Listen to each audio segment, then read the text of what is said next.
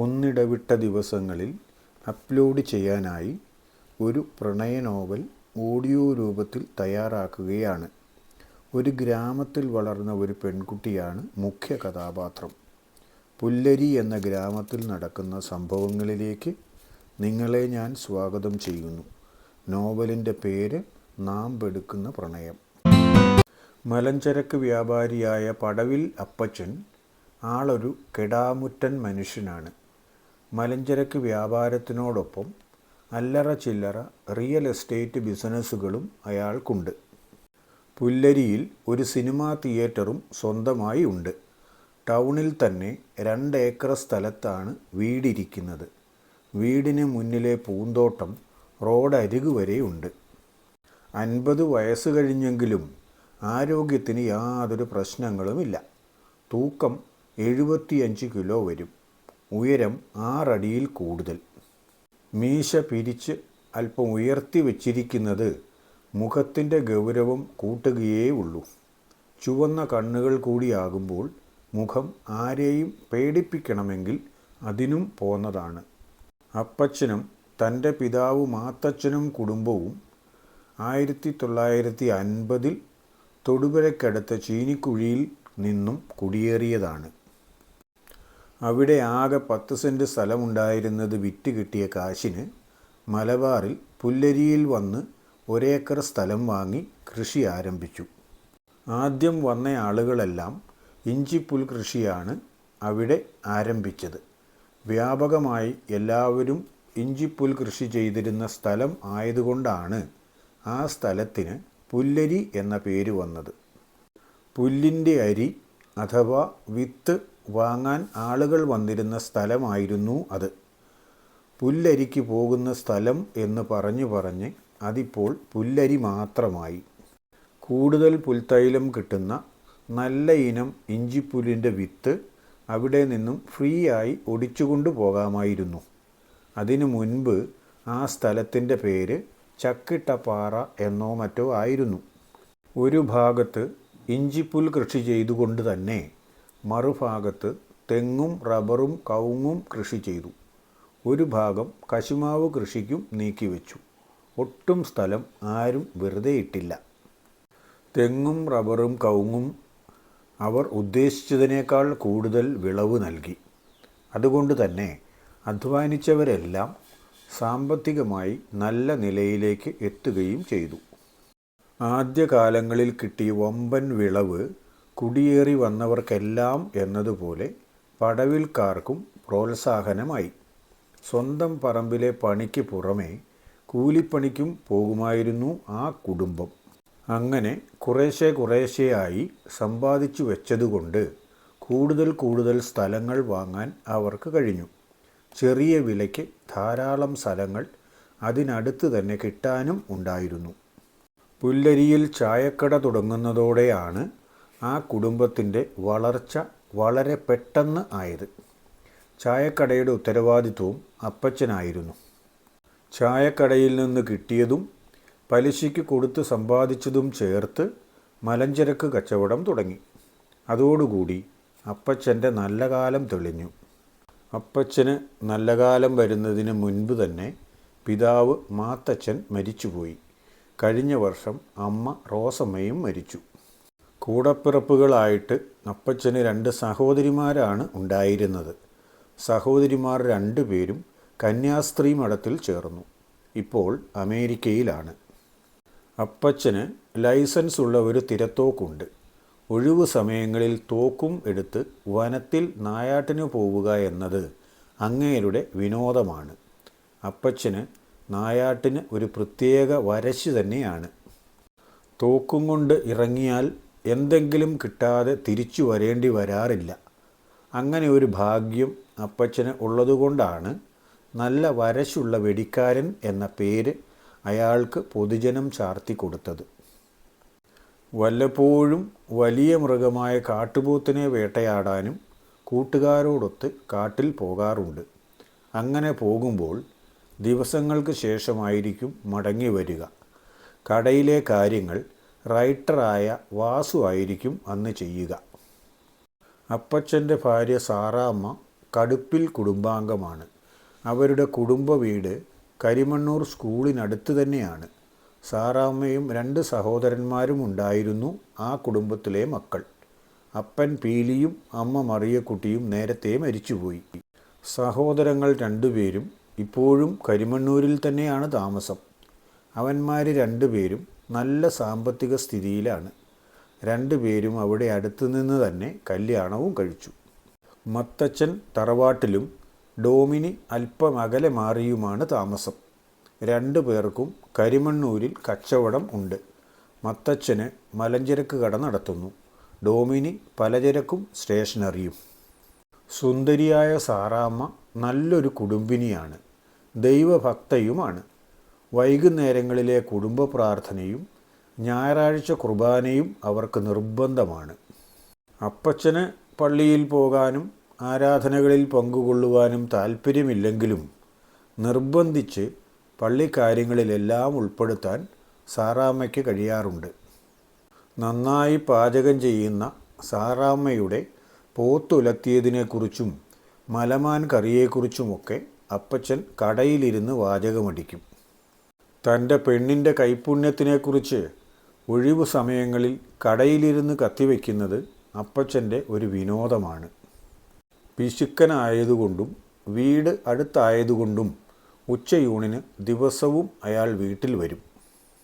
സാറാമ്മ പെണ്ണെ, ഇന്നെന്തോന്നാടി മീൻ കിട്ടിയേ? നല്ല മീനൊന്നുമില്ലായിരുന്നെന്നേ, പച്ച സ്രാവ് വാങ്ങിച്ചു, ഭയങ്കര വിലയാ.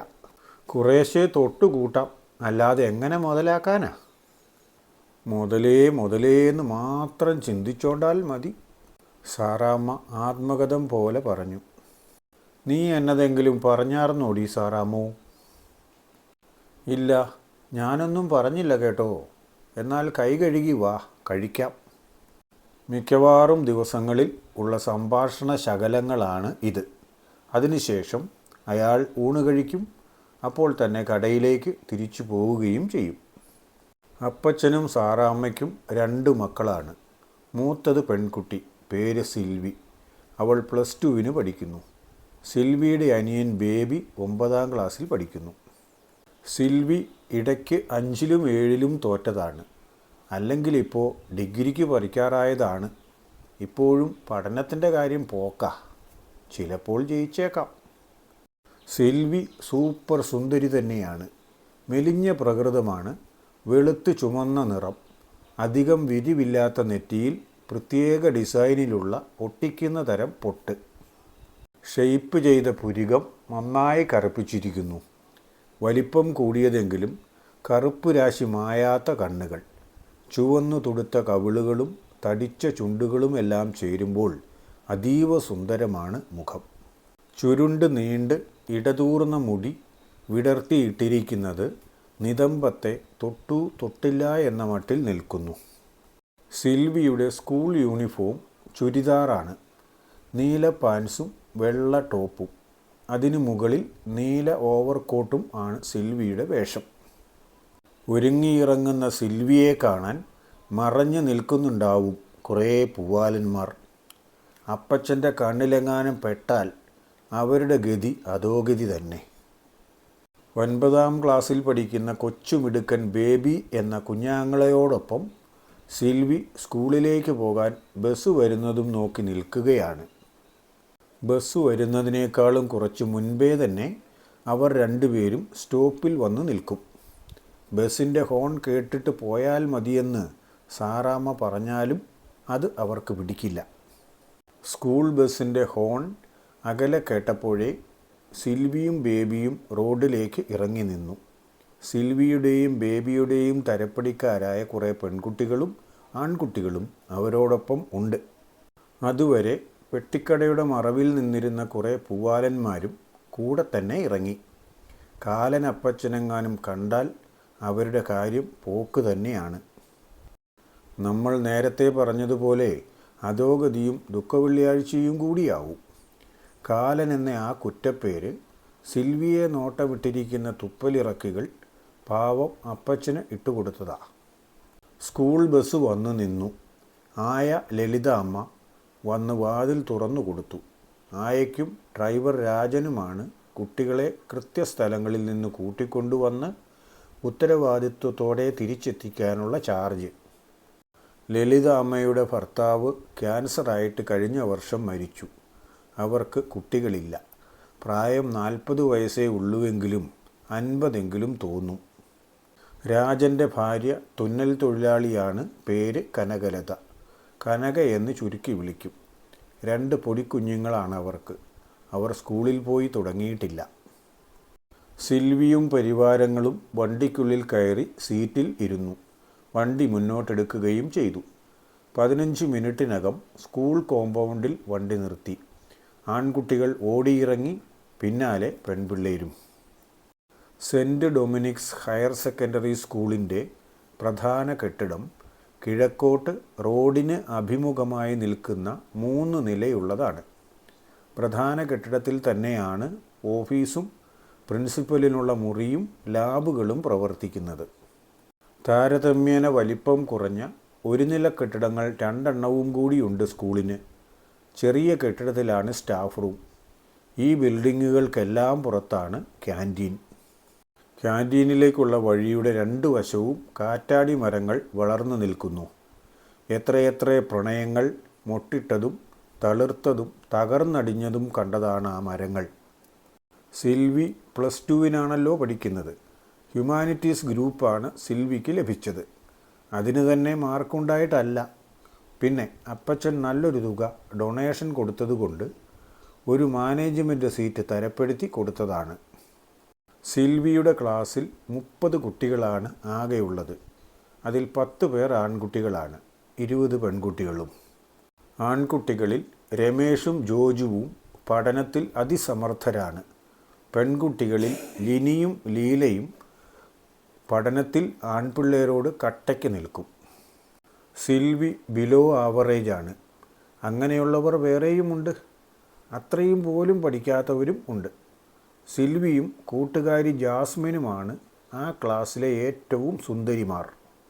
അവരിൽ സിൽവിയെ ചെക്കന്മാരിൽ ഒരുത്തൻ നോട്ടമിട്ടിട്ടുണ്ടെന്ന കാര്യം കണ്ടുപിടിച്ചത് ജാസ്മിനാണ്. അവൾ അത് പറഞ്ഞപ്പോൾ കിട്ടിയ മറുപടി കേൾക്കണ്ടേ? ഏതവനാടി, ആ സ്വർണ്ണക്കടക്കാരൻ പൈലിയുടെ മകൻ സോജനാണോ? അപ്പോൾ നീ അത് നേരത്തെ മനസ്സിലാക്കിയായിരുന്നു അല്ലേ? അവന് നേരെ നോക്കാനുള്ള ധൈര്യം പോലുമില്ലല്ലോടി. നിന്റെ ചാച്ചനെ പേടിച്ചിട്ടായിരിക്കും. അത്ര പേടിയുള്ളവൻ പൂതിയും വെച്ചോണ്ടിരുന്നാൽ മതി. അതായിരിക്കും നല്ലത്. ആ സംഭാഷണം അത്രയും കൊണ്ട് അവസാനിച്ചു. അതിന് കാരണം എന്താണെന്ന് വെച്ചാൽ ക്ലാസ് തുടങ്ങാൻ സമയമായി. ഇനിയിപ്പോൾ ആ കാര്യങ്ങളൊന്നും പറഞ്ഞുകൊണ്ടിരിക്കാൻ പറ്റില്ലല്ലോ. ചരിത്രവും പൗരധർമ്മവും ഒരുവിധം ജയിക്കാൻ കഴിയുമെങ്കിലും നാളിതുവരെ സാമ്പത്തിക ശാസ്ത്രത്തിന് ജയിക്കാൻ സിൽവിക്ക് കഴിഞ്ഞിട്ടില്ല. ആകെ അവൾ ചെയ്യുന്നത് ക്ലാസ്സിൽ പോയി ഇരുന്നു കൊടുക്കുക മാത്രമാണ്. സാമ്പത്തിക ശാസ്ത്രം പഠിപ്പിക്കുന്നത് ഒരു മിസ്സാണ്. തടിച്ച് കൊഴുത്തുരുണ്ട അർച്ചന മിസ്. മുടി ബോബ് ചെയ്തിട്ടാണ് അർച്ചന മിസ് ക്ലാസ്സിനെത്തുക. ലിപ്സ്റ്റിക് ഇട്ട് ചുവപ്പിച്ച തടിച്ച ചുണ്ടുകളും തുടുത്ത കവിളുകളുമുള്ള മിസ്സിനെ കാണാൻ ആൺപിള്ളേർക്ക് വലിയ ഇഷ്ടമാണ്. തടിച്ചി എന്നാണ് പെൺകുട്ടികൾ അവർക്ക് കൊടുത്തിരിക്കുന്ന കുറ്റപ്പേര്. അർച്ചന മിസ്സിൻ്റെ പേര് കേൾക്കുന്നത് തന്നെ സിൽവിക്ക് അലർജിയാണ്. വന്ന അന്ന് മുതൽ പഠിപ്പിക്കുന്നത് ഒരു കാര്യം തന്നെയാണ്, തിയറി ഓഫ് ഡിമാൻഡ്. അത് കഴിഞ്ഞാൽ അടുത്തതെങ്കിലും എളുപ്പമായിരിക്കും എന്ന് വിചാരിച്ചിട്ട് ഇതൊന്ന് തീർന്നിട്ട് വേണ്ടേ? ഇന്ന് യൂട്ടിലിറ്റി അനാലിസിസ് ഓഫ് ഡിമാൻഡാണ് ക്ലാസ്. ഡിമാൻഡ് എന്നത് തന്നെ എന്താണെന്ന് മനസ്സിലാക്കാതെ സിൽവിക്ക് എന്ത് യൂട്ടിലിറ്റി അനാലിസിസ്? അന്നത്തെ ക്ലാസ് മുഴുവനും കേട്ടെങ്കിലും ആൽഫ്രഡ് മാർഷലിൻ്റെ പേര് മാത്രമേ സിൽവിയുടെ മനസ്സിൽ പതിഞ്ഞുള്ളൂ. ക്ലാസ് വൈൻഡപ്പ് ചെയ്യും മുമ്പ് ചില ചോദ്യങ്ങൾ അർച്ചന മിസ് ചോദിച്ചു. കുറേ കുട്ടികൾ ഉത്തരങ്ങൾ പറയുകയും ചെയ്തു. നോട്ടുകൾ പറഞ്ഞു കൊടുത്തതിന് ശേഷം മിസ് പോകാനൊരുങ്ങുമ്പോഴേക്കും മണിയടിച്ചു. ഇൻ്റർവെല്ലിന് ചായ കുടിക്കാൻ ജാസ്മിനും സിൽവിയും ക്യാൻറ്റീനിലേക്ക് പോയി. പ്രണയകാംക്ഷികളായ പൊടിമീശക്കാർ മണിയടിച്ചപ്പോഴേ പോയി മരങ്ങളോട് ചേർന്ന് കാത്തു നിൽക്കുന്നുണ്ട്. ഇവന്മാർ ക്ലാസ്സിൽ കയറാറില്ലെന്ന് തോന്നുന്നല്ലോ. എപ്പോൾ വന്നാലും ഇവിടെ കാണാം. ഒരു മരത്തേന്ന് മാറി അടുത്തതിലേക്ക്, അത്രയേ മാറ്റമുള്ളൂ. അല്ലടി ജാസ്മി, ഇവന്മാർക്ക് പ്രേമിക്കാനാണേൽ പെൺപിള്ളേരോട് പറയണ്ടേ? അല്ലാതെ മരത്തേൽ കെട്ടിപ്പിടിച്ചുകൊണ്ട് നിന്നാൽ ഇവരുടെ ജീവിതം കോഞ്ഞാട്ടയാകത്തല്ലേ ഉള്ളൂ. നീ ഇപ്പം അവർക്ക് ജീവിതം കൊടുക്കാനൊന്നും പോകണ്ട. അവർക്ക് കാണുന്ന സുഖം മാത്രം മതി. അവന്മാർ കണ്ട് രസിക്കട്ടെ. എന്നാൽ നമുക്ക് ചായ കഴിച്ച് പോകാൻ നോക്കാം. അവർ ഓരോ ചായയും ഉഴുന്നുവടയും വീതം കഴിച്ച് ക്യാൻറ്റീനിൽ നിന്നും ക്ലാസ്സിലേക്ക് തിരിച്ചു പോകുന്ന വഴി സോജനെ കണ്ടു. അവൻ ചിരിച്ചു. എന്തോ പറയാൻ താല്പര്യമുള്ളതുപോലെ തോന്നി. എങ്കിലും ഒന്നും തന്നെ പറഞ്ഞില്ല. ജാസ്മിൻ ചോദിച്ചു, സോജ, നീ ക്ലാസ്സിലേക്കല്ലേ? അതെ. നിങ്ങളെവിടെ പോയതാ? ഞങ്ങൾ ഓരോ ചായ കുടിക്കാൻ പോയി, ഓരോ വടയും കഴിച്ചു. ഇതെല്ലാം പറഞ്ഞത് ജാസ്മിനാണ്. സിൽവി ഒന്നും മിണ്ടിയില്ല. സോജൻ എടുത്തു ചോദിച്ചു, ഈ സിൽവി ഒന്നും മിണ്ടൂലേ? ക്ലാസ്സിന് പുറത്തിറങ്ങിയാൽ സംസാരിക്കുന്നത് കേൾക്കാറില്ലല്ലോ. ഉടൻ തന്നെ സിൽവിയുടെ മറുപടിയും വന്നു. അത്യാവശ്യമുള്ളപ്പോഴൊക്കെ വർത്തമാനം പറയും. വെറുതെ പറഞ്ഞുകൊണ്ട് നടക്കില്ല, അത്ര തന്നെ. ഇപ്പോൾ എന്നാൽ എന്നോട് എന്തെങ്കിലും പറഞ്ഞുകൂടെ? ഇപ്പോൾ ക്ലാസ്സിലേക്ക് വാ. സിൽവി, വേഗം നടക്ക്, മണിയടിക്കാറായി. സാറിൻ്റെ അടുത്തു നിന്നും ഒന്നും കേൾക്കാൻ നിൽക്കണ്ട. അവർ രണ്ടുപേരും തിടുക്കത്തിൽ ക്ലാസ്സിലേക്ക് നടന്നു. സോജൻ എന്തോ പോയവനെ പോലെ അവർ പോയ വഴിയിലേക്ക് തന്നെ വിഷണ്ണനായി നോക്കി നിന്നു. അവന് സിൽവിയോടൊരു നോട്ടമുണ്ട്. പക്ഷേ എപ്പോഴെങ്കിലും അവളുടെ മനസ്സ് അവനിലേക്ക് തിരിയുമോ? അറിയാവുന്നതുപോലെയൊക്കെ ചെയ്യുന്നതാണേ. കുറവുകളൊക്കെ കാണും. ക്ഷമിക്കുമെന്ന് കരുതുന്നു. കുറവുകൾ ശ്രദ്ധയിൽപ്പെട്ടെങ്കിൽ കമൻറ്റിൽ ഒന്ന് കുറിച്ചേക്കണേ. നിർദ്ദേശങ്ങളും സ്വാഗതം ചെയ്യുന്നു. ലൈക്കും ഷെയറുമൊക്കെ ചെയ്യുന്നത് നിങ്ങളുടെ ഇഷ്ടം പോലെ. മറ്റന്നാൾ അടുത്ത ഭാഗവുമായി വരുന്നതുവരെ എല്ലാവർക്കും വേണ്ടി പ്രാർത്ഥിക്കുന്നു.